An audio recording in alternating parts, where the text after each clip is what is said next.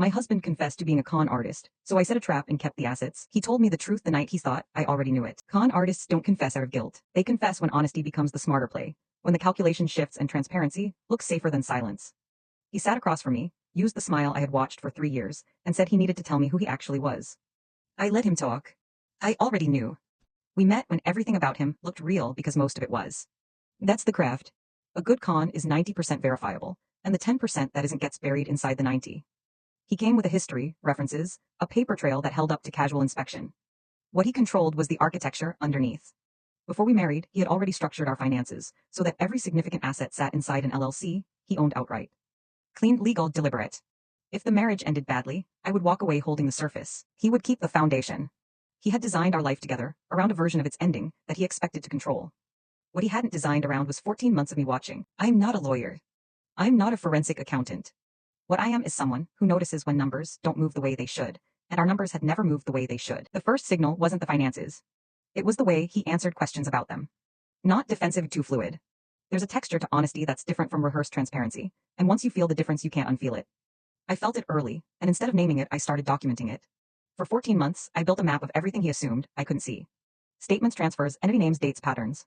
I said nothing, and I kept building.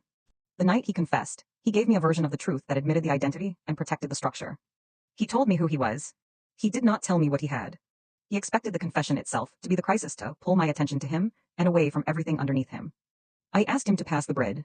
6 weeks before that dinner, I had already spoken to an attorney, not to file, just to understand the exposure. That conversation changed how I used the map. There was a specific legal window, narrow and documented, where his asset structure could be challenged. Not because it was fraudulent on its face, but because of a series of transfers that had occurred in the 90 days before our wedding. He didn't know I had traced those transfers. He didn't know I had the records. He had never considered that possibility, because he had never considered me that way. The filing happened on a Tuesday. By Thursday, an account he expected to access was frozen pending review. He called and he wasn't angry. That was the part that stayed with me. He was quiet and he asked how long I had known, and I told him 14 months, and there was a silence I didn't rush to fill. Then he said he had never read me right. I've thought about that sentence every day since. He had spent 3 years studying me, building an exit strategy around who he believed I was, designing the whole structure around a woman who would be too overwhelmed to look underneath it. He just didn't look hard enough at who was doing the looking.